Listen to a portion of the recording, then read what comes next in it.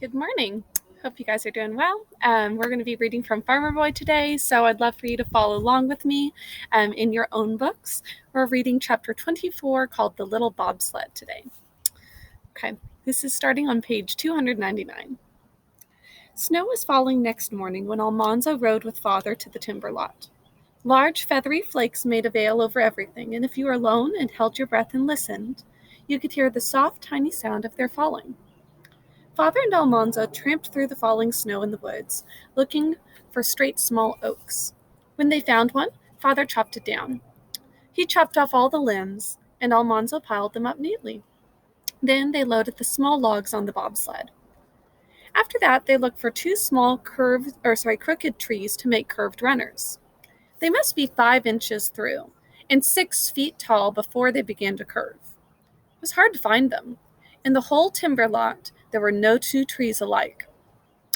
You wouldn't find two alike in the whole world, son, Father said. Not even two blades of grass are quite the same. Everything is different from everything else if you look at it. They had to take two trees that were a little alike. Father chopped them down, and Almanzo helped load them on the bobsled. Then they drove home in time for dinner. That afternoon, Father and Almanzo made a little bobsled on the big barn floor. First, Father hewed the bottoms of the runners flat and smooth, clear around the crook of their turned-up front ends. Just behind the crook, he hewed a flat place on top, and he hewed another flat place near the rear ends. Then he hewed two beams for cross pieces. We'll see a picture of what this looks like in the next page. He hewed them 10 inches wide and 3 inches high and sawed them 4 feet long. They were to stand on edge. He hewed out their corners to fit over the flat pieces on top of the runners. Then he hewed out a curve in their underneath edges to let them slip over the high snow in the middle of the road. He laid the runners side by side, 3.5 feet apart, and he fitted the crossbeams on them, but he did not fasten them together yet. He hewed out two slabs 6 feet long and flat on both sides. He laid them on the crossbeams over the runners. Then, with an auger, he bored a hole through the slab, down past the crossbeam, into the runner. He bored close to the beam, and the auger made half an auger hole down the side of the beam. On the other side of the beam, he bored another hole just like the first. Into the holes, he drove stout wooden pegs. The pegs went down through the slab and into the runner, and they fitted tightly into the half holes on both sides of the beam. Two pegs held the slab and the beam and the runner firmly together at one corner of the sled. And here on the next page shows where all of those wooden pieces fit together with the pegs that held it in place. In the other three corners, he bored the holes, and Almanzo hammered in the pegs. That finished the body of the little bobsled. Now, Father bored a hole crosswise in each runner, close to the first crossbeam. He hewed the bark from a slender pole and sharpened its ends so that they would go into the holes. Almanzo and Father pulled the curved ends of the runners as far apart as they could, and Father slipped the ends of the poles into the holes. When Almanzo and Father let go, the runners held the pole firmly between them. So as it's stretched as far as it can go, then the pole is placed there in the middle. Then Father bored two holes in the pole close to the runners. They were to hold the sled's tongue. For the tongue, he used an elm sapling, because elm is tougher and more pliable than oak.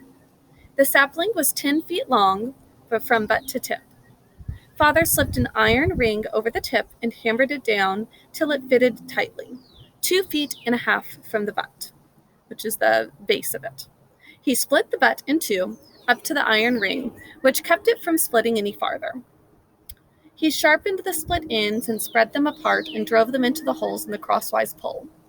Then he bored holes down through the pole into the two ends of the tongue and drove pegs into the holes. Near the tip of the tongue, he drove an iron spike down through it. The spike stuck out below the tongue. The tip of the tongue would go into the iron ring in the bottom of the calf's yoke. Before we finish that sentence up. So there's the tongue, which is connecting it to the oxen so that they can pull it. This long, narrow piece. And that is what fits into the yoke. And it does kind of look like it would be the tongue. If this is a mouth, that's the tongue sticking out.